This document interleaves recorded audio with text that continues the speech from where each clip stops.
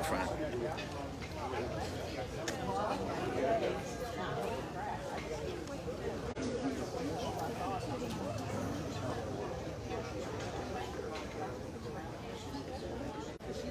I saw George. Here? Yeah. I was talking to him.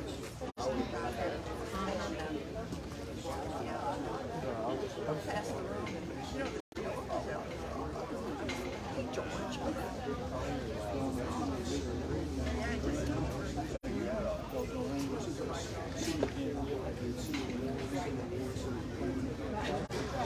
Yeah, just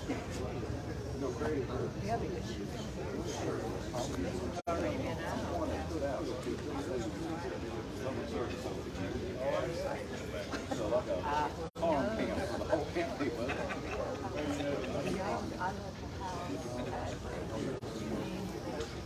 Hey, how are you doing? Everything going good? Hello, how are you? How are you, Anita? Nice to meet you, Tanisha. This is just a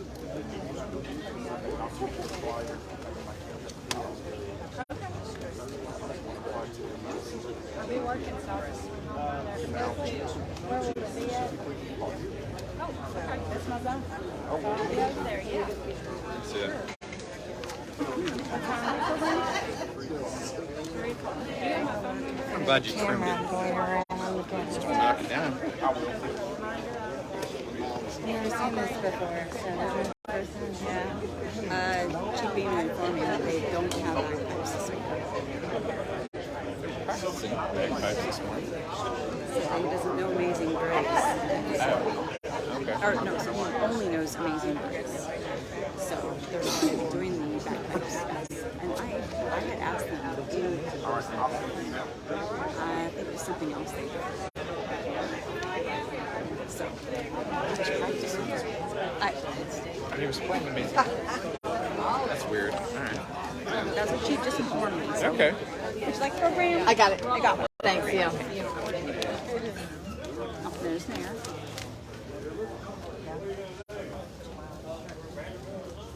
It's pretty impressive. I know, too. I was like, really? I mean, I asked him like weeks ago. Yeah. Do I need to try to check the backgrounds with me? And Mark said no, that they're having someone do that. Good morning. Did he inform you about the bagpipes? They're not going to be having the bagpipes. And with that, oh, yeah. Oh, she made it.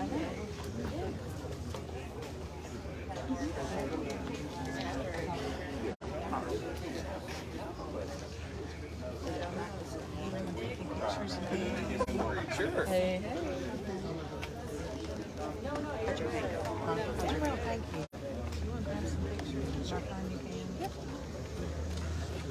I just touch it occasionally. It just locks up. I mean, for just a So minute. recommendations, like when she's talking, when she's just I talking. just go around up there. Don't be afraid to get close. You too. She's awesome. Oh, I thought you could say that. Yeah, I think so. That's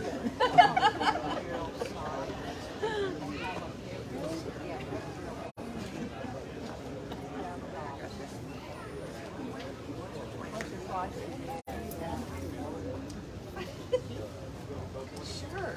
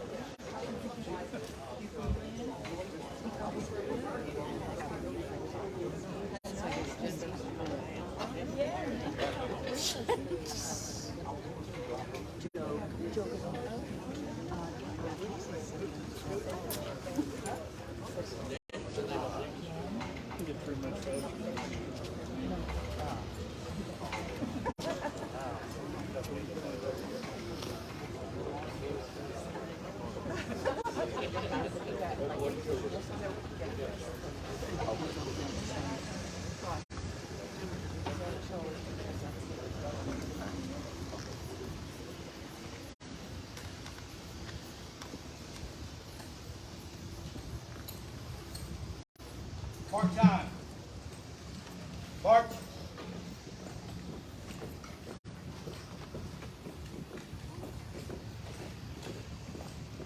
Wheel about. March.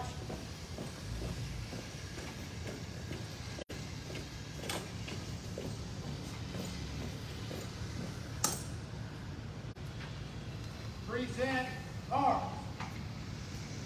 Jose, can you see by the dawn's early light what so proudly we hail as the twilight's last gleaming, whose broad stripes and bright stars through the perilous fight o'er the ramparts we watched, we're so gallantly streaming, and the rocket's red glare, the bombs bursting in air, gave proof through the night that our flag was still there. Oh, Jose, does that star-spangled banner yet wave for the land of the free and the home of the brave? Order. Arms. Mark time. March. Wheel down.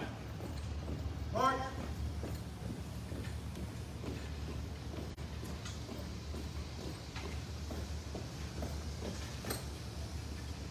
Colors. Post.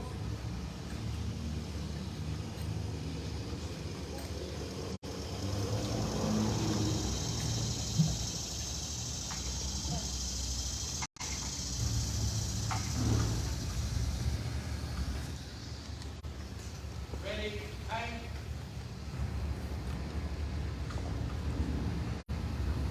Ready, drop.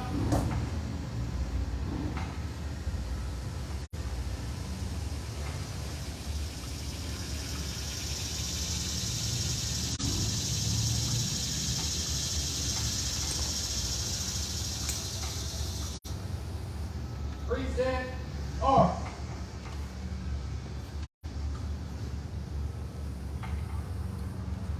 Order, arms.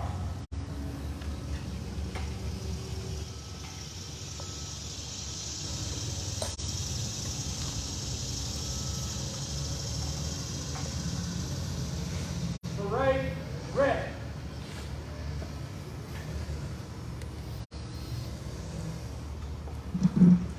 21 years in what seemed like many lifetimes ago.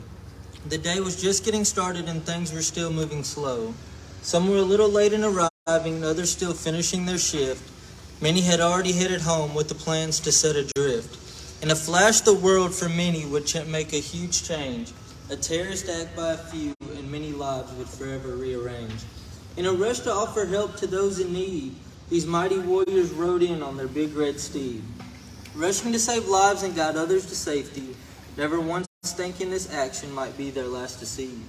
They charged from their chariots and began to climb up high, thinking their fire enemy was in the building when they heard your cry. One opened the door for the other to go through, nodding their head, knowing they had a job to do. Exchanging glances, offering confidence with goals, they went as a team, trained to save and not consider the tolls. It was only an airliner loaded with people and fuel, you see. Get to the floor, stop the fire, and evacuate was requested of thee. Engine companies were arriving from all over. The news media was showing the planes crashing into the building over and over. People were running from the building but took time to help a stranger. Firemen rushing in to help those who were still in danger. Chaos at this point seemed to be the rule of the day. Calmness and leadership were forming a plan to show the way. The city and the nation had been attacked and was responding without a lapse, when the most unthinkable thing imaginable was a collapse. The tower all of a sudden just gave in, virtually burying all of those getting out and the firemen within. There was in an instant a huge cloud of dust, many souls perished in an instant, no time atoned for a human lust. Radio calls went unanswered as they attempted a roll call. There was no answer. The fear and reality was they had lost them all. Then switch all tactics and evacuate the other tower. Before action could begin, there was another collapse within the hour. Not knowing at the time how many firefighters, if any, were still alive, another huge cloud of dust in our hearts took a dive. The dust was still clearing as others arrived to dig, trying to save a mate. All of this damage caused by humans and the emotion hate. The fire department in New York had suffered a tremendous blow. Those still living stood tall and let their courage show. How difficult for those remaining the next few days would be. Officers, firefighters, they kept counting till it stopped at 343. Thousands of years of firefighting experience died that day. No one wanted to go. They still had a lifetime to play. One can only imagine if and when it was your time for the final trip and courage you might lack. What would it be like having that many friends traveling with you and watching your back? This year we honor those that passed that day with the 21st anniversary. Bend a knee, say a prayer for those who lost the 343.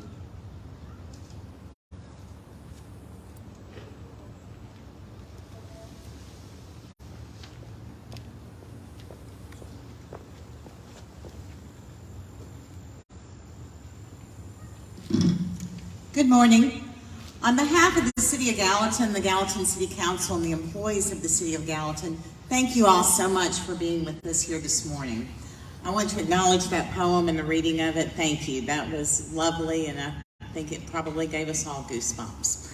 I want to say my sincere thanks and always my admiration to the Gallatin Fire Department, who is committed to presenting this program each and every year to honor their fallen brothers and sisters. I think you all will leave here today with renewed commitment, pride, and appreciation for our city, our country, and each other. On the anniversary of one of our country's worst days, the evil remains inconceivable to most all of us. For those who do remember, because at this point there are so many people who weren't even born on that day, it's probably still something beyond our capacity to comprehend. So we do the best that we can by remembering those who perish and supporting those who still survive, but still suffer each day, either from having lost their loved ones or from their own injuries that they suffered.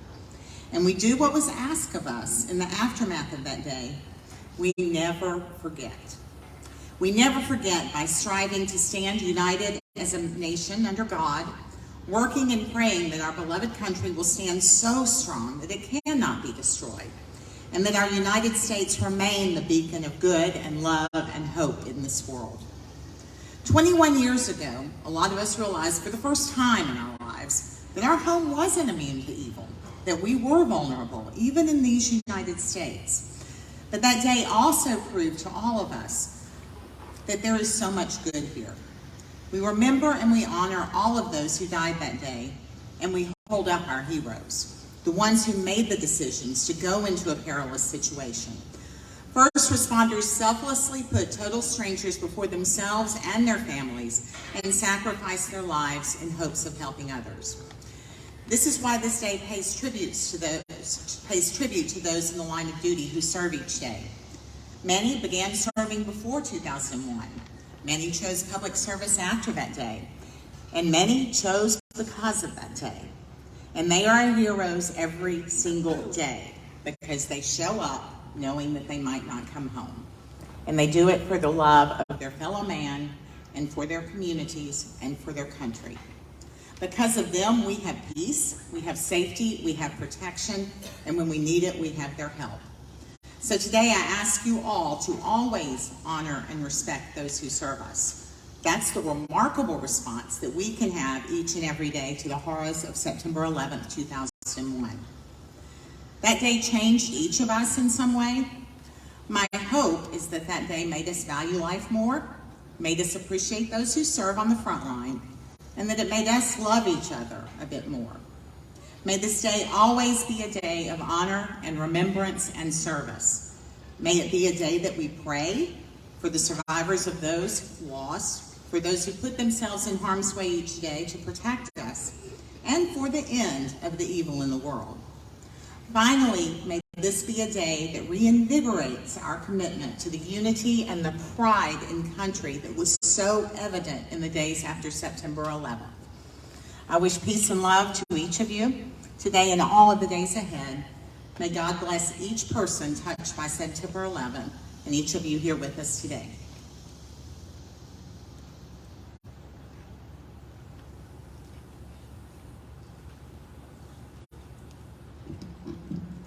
Good morning. I'm Jeff Beeman, and I'm blessed to serve as the fire chief here with the City of Gallatin. And it's our duty and honor to once again remember the events that occurred on September 11th, 2001. From what many thought was going to be another routine day was violently altered, and we can still feel the impact some 21 years later. Devastation visited the city of New York at the World Trade Center, at the Pentagon, and finally at Shanksville, Pennsylvania. Images from the destruction and those impacted have been forever stitched into our country's history. Among the group here this morning, you'll probably find someone who responded to one of the terrorist attacks or who served in the military during the global war on terrorism. But it might be little known, but a group of 78 people from the volunteer state of Tennessee made a positive impact on the events following September 11.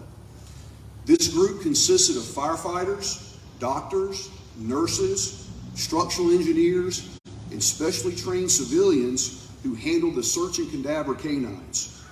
Going into areas devastated by man-made or natural disasters and helping those in need was this group's specialty. I know I can vividly remember, and I would hazard to guess that many here can as well, remember that morning and what each of us were doing when we learned that the North Tower of the World Trade Center had been struck by an aircraft. It wasn't 17 minutes later when we all watched on live TV the aircraft slamming into the South Tower, and from there we knew life had changed forever. By 10:45 that morning, this group of volunteers from Tennessee had orders to respond to the Pentagon, and after a complete reshifting of all equipment for ground transport, they were able to leave around 5:45 that evening. Traveling through the night, they arrived at the Pentagon the following morning, directly into chaos and a little confusion.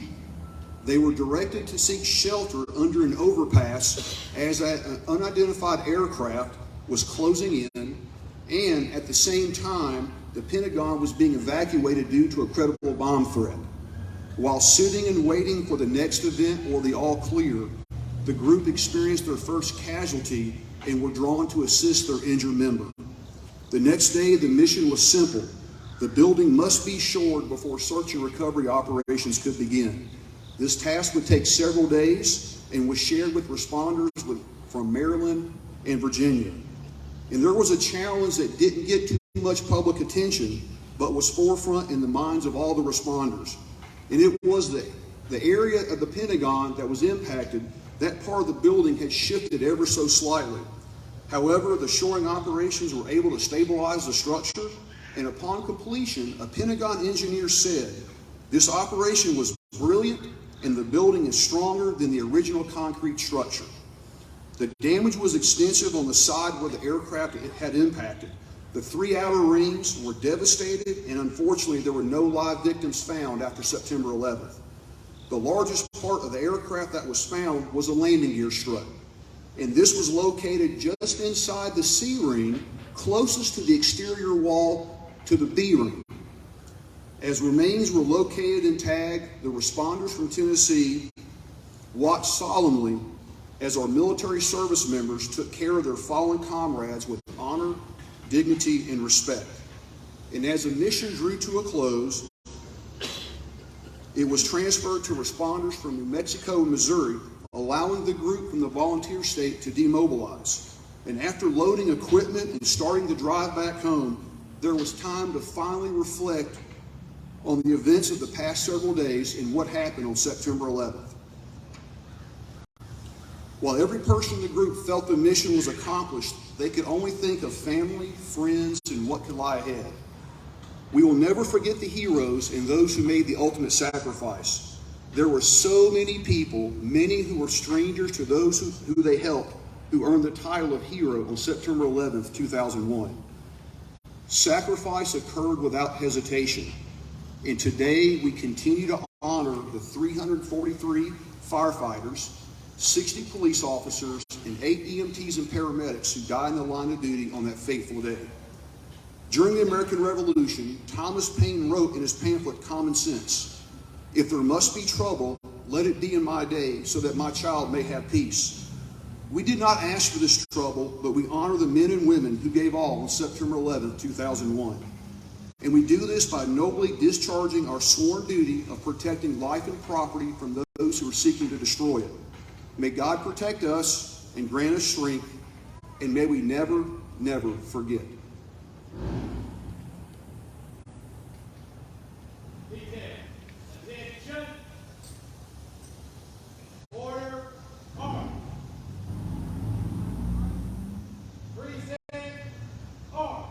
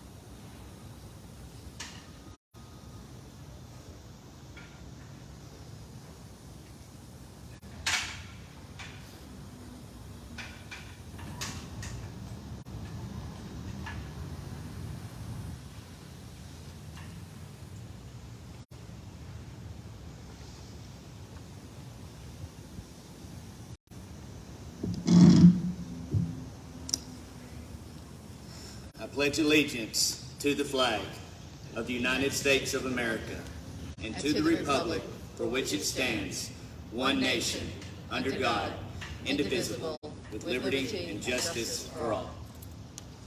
Order. Arm.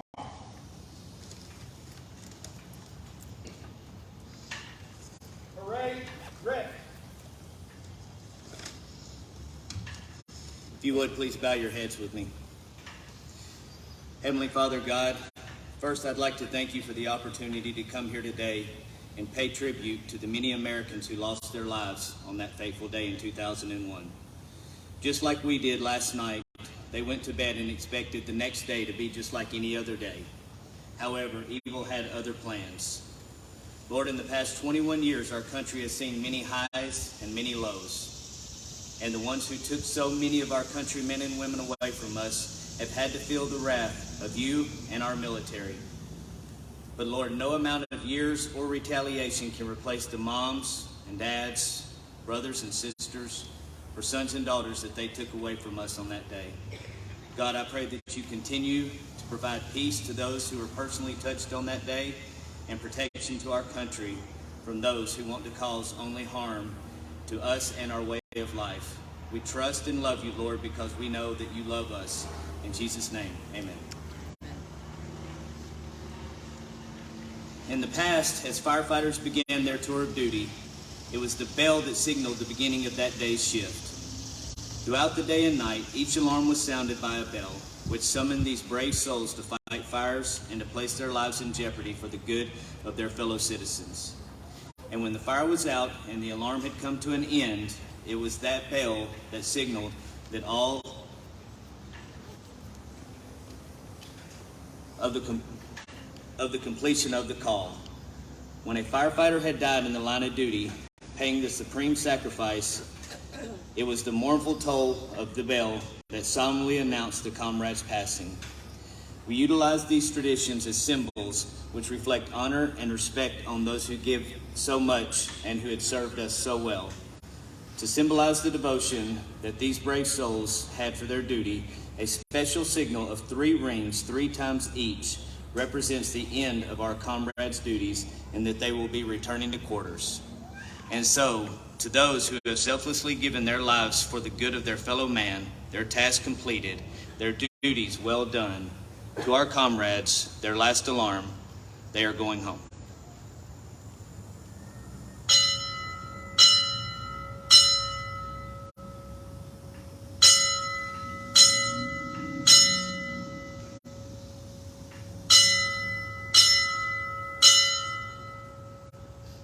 Detail, attention.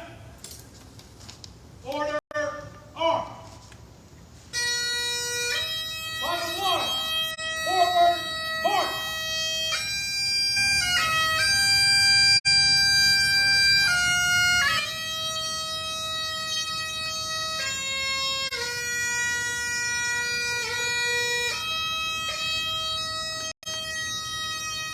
Forward, march.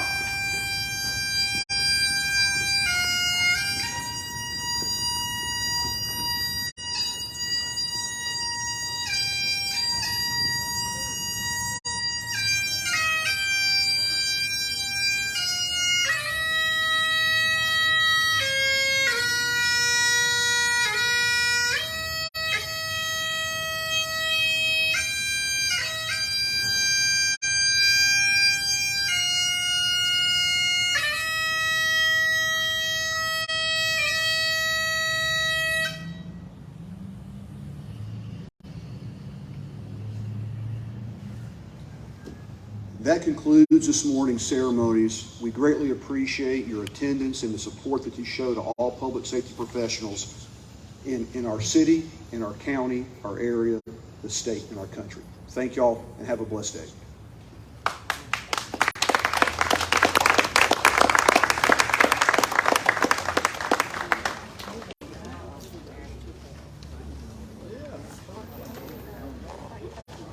Okay, yeah.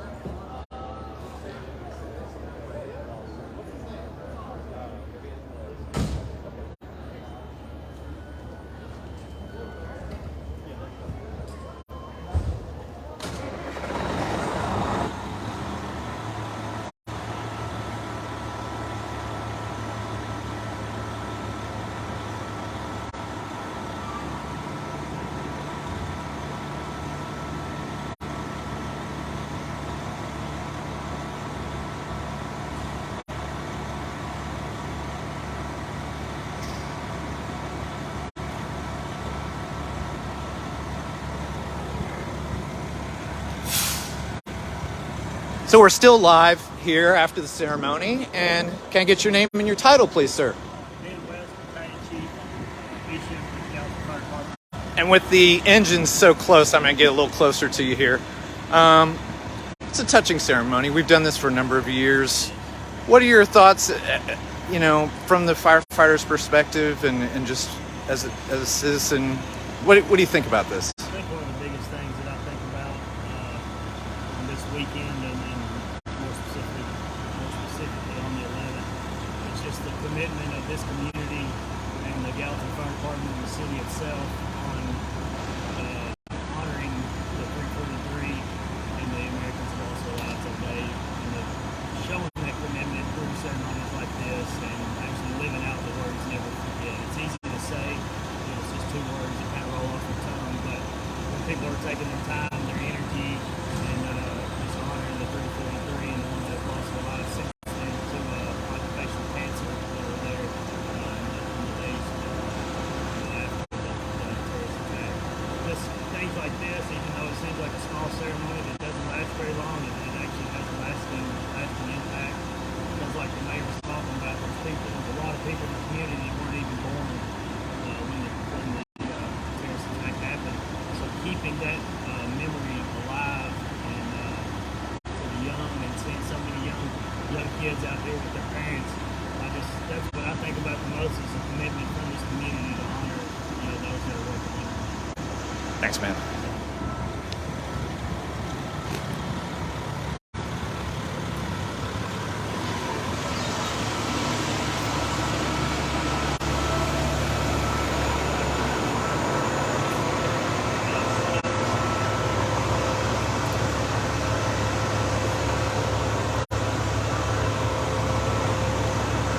The poem was written by Craig Early. That was left out of the program. I don't know if this is going to be online or anything like that. Slide. Okay. Will it be online? It's online, yeah. Now? Correct. Okay. Yeah.